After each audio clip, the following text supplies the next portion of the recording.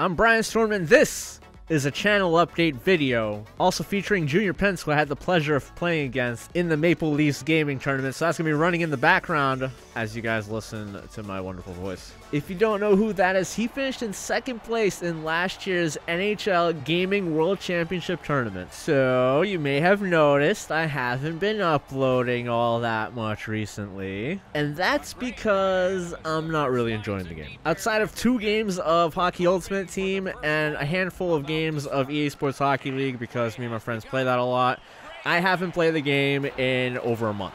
Logging in every day. Haha, you're funny. What?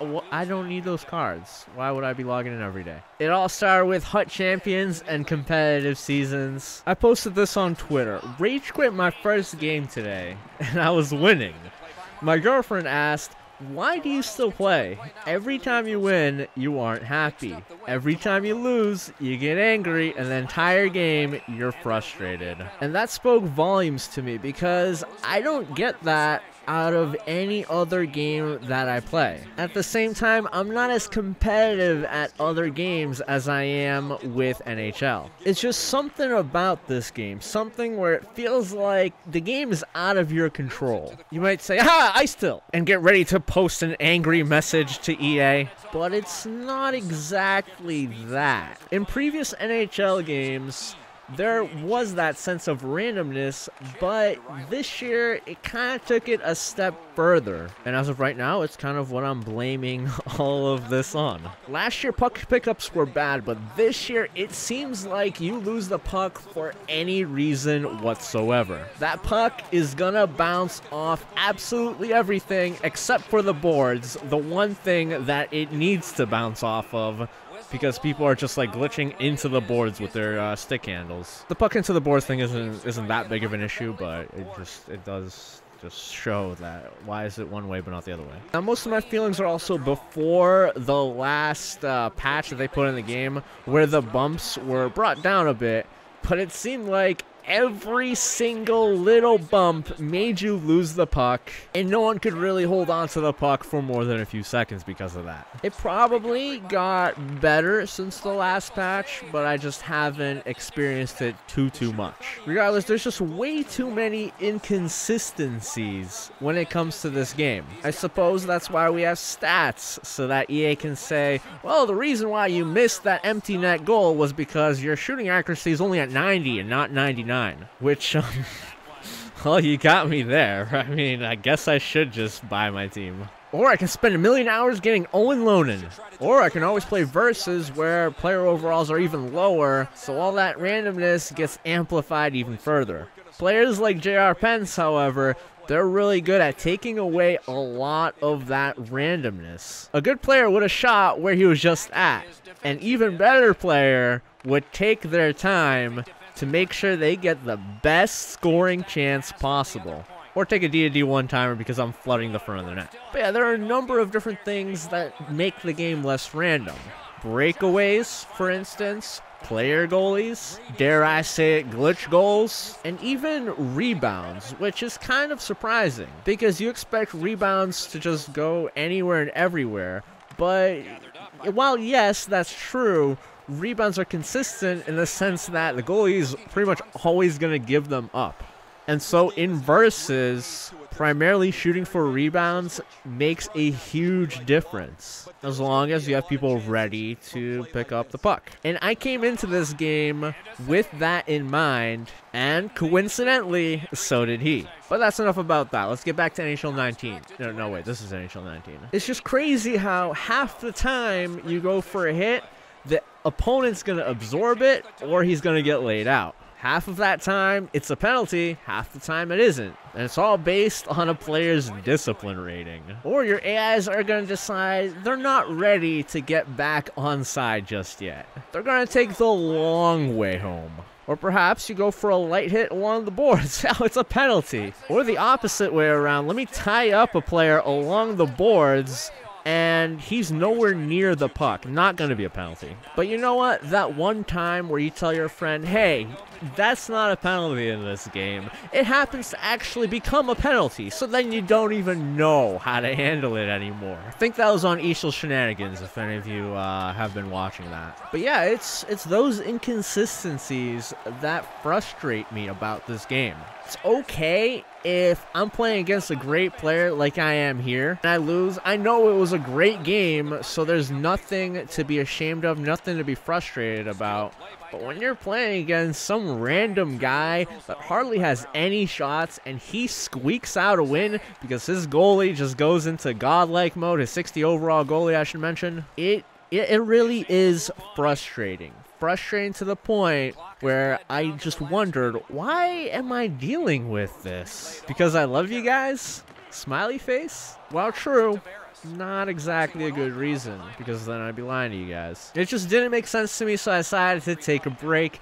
I just decided to pretty much quick sell all of my really good players. At the time, they were really good anyway. Just so that nothing is going to get me back into playing the competitive HUT game modes. And slightly off topic, I never once wanted to get like top 10 in those game modes just because they ended at like 3 in the morning when I'm asleep. So even if I was top 10 by the time I went to sleep, I know that people would overtake me without me being able to do anything about it. But that's just how that goes. Like, you can't do anything about that. But in HUT Champions, if you're going for like top 5, where those are really the only good rewards, well, it just sucks. Doesn't make sense. Oh, that's why competitive seasons are a little bit better at giving you a reward for top 100. And then we have IP booters and puck raggers too. Yeah, I love making my way into the top 100. I think I was like ranked 30th at one point. I was on fire in competitive seasons with like a 15-game win streak.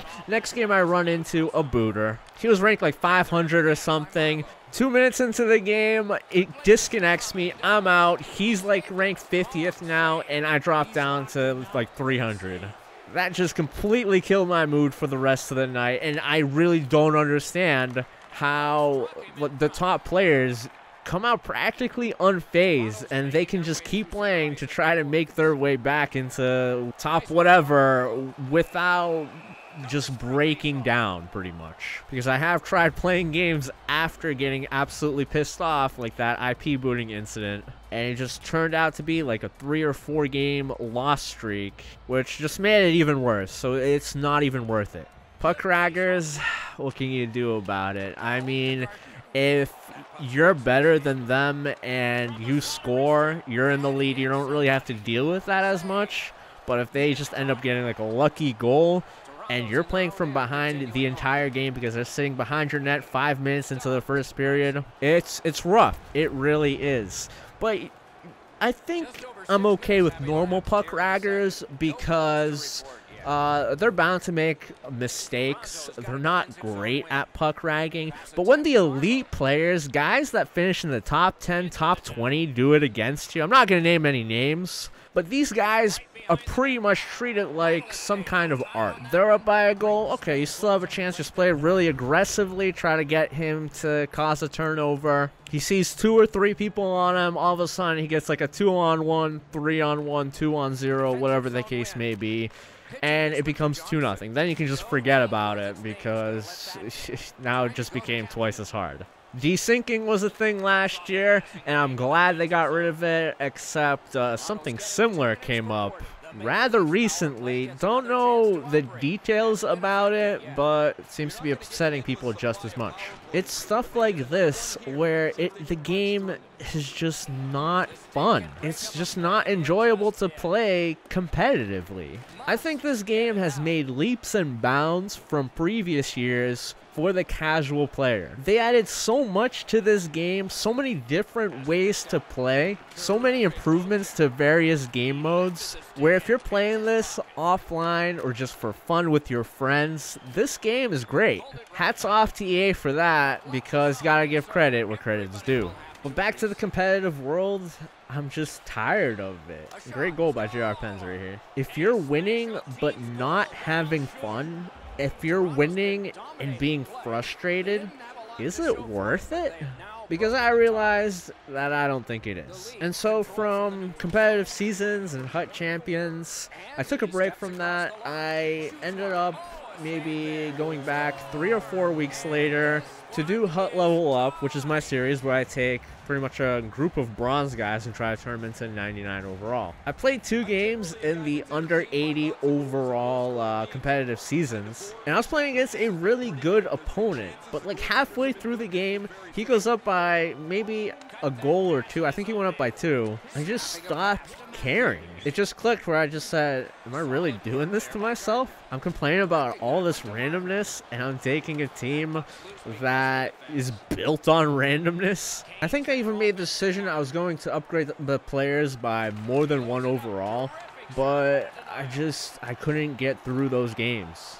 From there, I recorded a lot of 1K to 1M. I think I had 2 episodes worth of clips because I was recording throughout that time. I wasn't playing NHL. I was going to talk about the market crash that happened on Black Friday, all the packs that were being released, all the alumni, what to do from here. But since I wasn't playing NHL very much, I just couldn't get myself to edit those videos either. It was bizarre. And then we just pushed further and further away from when I stopped actually playing Hut. And then I wondered, why am I still flipping cards if I'm not gonna play this anymore? So that's kind of how like all my series just fell apart, really. What a nice play by him with a goalie dive. I should have shot backhand. I would have had an empty net. I tried to do something different, something unique, something interesting that I had a lot of fun recording in NHL. We had Be a Coach mode, but the reception wasn't that great.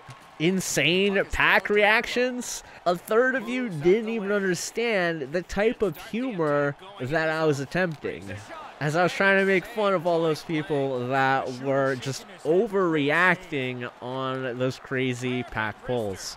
I got the idea by watching a pack reaction video from last year. I think it was like Nasher, and he was reacting to like the first week that the cards came out. So he ended up reacting to a bunch of base gold rares that by the end of the year were practically worthless. So it was pretty funny to me, and I wanted to kind of like share that with you guys, just with my own kind of circumstances. And then we had playing with an empty net in Division 1. That was great because there was a story to it. My friends were involved. I had a lot of fun playing those games. I had a lot of fun recording it. It just seemed like no one cared. I shouldn't say no one, because a good handful of you really did love those videos. And you guys are the best. Everyone else, you're a little under the best. I don't know, but I was just hoping that those kind of videos would be the ones that could kind of reignite my love for this game. But sadly, there isn't an interest in those kind of videos. People want those plain old boring pack reactions and pack pulls. The ones that you see hundreds of, yeah, they want more of that. And I'm not spending my money on a game mode that I'm not even going to play. I could spend the coins that I made in 1K to 1M on packs. I thought about that, but nah, not really worth the grind. So I think I hit a lot of different points that I could still probably expand on, but this ain't a 10-hour long video. I gotta end it soon. We're in the 3rd period after all. I also really like that shot that I took. It's really good. So where do we go from here? I wanted to try something new, something different, something that, well, I don't normally do. And that is try another game on this channel, because this channel was pretty much NHL unless it was like the first 2 weeks where I was just playing around uploading a bunch of different games. With that said, in February, a game by the name of Anthem will be releasing. If you don't know what Anthem is, it's kind of like a mix between Destiny, The Division, and Titanfall. My friend told me about it back in the E3 that they showcased it originally. Didn't interest me all that much, but over time, as I'm hearing more and more about this game, as I'm seeing game clips, footage, And seeing everything about this game, it's got me absolutely hyped to check it out. What does this mean for my NHL content on this channel? Well, it's still gonna be here. I'm definitely gonna make more NHL videos, but they're gonna be pretty limited. I'm going to be continuing to providing you guys with coverage of any kind of NHL news that are happening, new events for Hockey Ultimate Team, new patches or tuners, or even the esports news that just recently came out. Definitely want to let you guys know what's going on there. But until EA just makes all of this randomness go away, I can't see myself playing this game. And sadly, a lot of people agree with me. To those of you who got yourselves 0-0, to those of you that keep playing the game, well, you're troopers. Nothing is gonna get in your way. You made it this far and you haven't stopped. I feel like things are only just gonna get better for you, because I do think that EA is gonna do something about it, but it's just a little too late. I mean, they're probably working on NHL 20. We keep making that joke, but it's true. The first leaks that you get about NHL 20 happen to be around December. Last year we got the survey where it said, oh hey, this is what is going to be an NHL 19. Pretty much all of that ended up being an NHL 19. Just some of it happened to be on a level that's kind of less than what we expected. I'm looking at you, franchise mode, and not being able to have any kind of legends there, or just all of these legends in Hockey Ultimate Team. Well, a lot of them are nowhere to be found offline. Anyways, another thing that kind of has been the reason why I haven't been uploading too much lately is because I've just been really busy. I got a great paying job, but one of the problems I have with it is sometimes it takes me a little bit too long to get there and come back. So that kind of eats away at the free time that I have. I'm hoping that later this year that can be fixed so I can have more time to make videos. But right now, the only times that I really have to make videos are over the weekend. But regardless, I want to work hard to get my foot into the door in Anthem. I do encourage you guys to give it a try. You don't have to buy the game, but try watching some of the content that I make. Maybe not like the informational stuff like, oh, how to do this or how to do that, but something that would be more for anyone that would watch the video to it. Unless the game ends up being like Destiny, like complete crap, then never mind. Don't have an open mind to it. I will close my mind myself. In the end, it's your choice on whether or not you want to support me, whether or not you want to stay subscribed to my channel, or keep watching content of any kind. All I can do is make sure that you're happy with the content that I'm providing you. I hope that I've done that for the past 2 years, 2 years and a quarter, and I hope to continue to do that with a game like Anthem, and then back in NHL if things were to improve. That's it for me and my rambling. Hope you guys enjoyed the video, especially when I'm playing against one of the top players in this game. Let me know what your guys' thoughts are on this video. I'm interested in knowing what you guys think about what I think. And, well, if there's anything that you want to tell me, anything in particular that you want to see, well, I'll leave you to that. Now that I'm up by 1 with 2.5 minutes left to go in the game, let's see how this game ends. And let's see how the next chapter unfolds. It starts with me calling a timeout. Thanks for watching, guys. Let's see what happens before time expires. Good reach there. Got it at the point. On the outside, a shot. They score! And they've tied the game up. Matthews has delivered the tying goal in this game. Now can he get the winner? The Leafs got that face-off win. Now what? Austin Matthews, assisted by number 12, Patrick Marlowe, And it's a good pickup. William Nylander. Inside the final minute of regulation, this should be a wild finish. Toronto's looking to head man up the wing. Driving through the neutral zone. In that defensive zone, an important play. Gets in, looks over his options here. Stood up there. He takes that point pass. Trying to go to Carrick. Slid to Tavares. Shot on goal. Score! Toronto's gotten the lead here, breaking the tie in the third period. What a raucous ride to the finish we're going to have now. The draw, the tie-up, and his team prevails. He knocked it on. The Maple Leafs setting things up in their own end. And the puck goes back out to center ice, and so everything will have to get reset. Wonderful stop. Goalie's one of the 6 guys on the ice. He can pass. He did that. And there it is. The game is over. You look at the score sheet at the end of this game, and it's a marvel. Score was close. Shots on goal were not. Well, I know who's buying dinner for the goaltender tonight.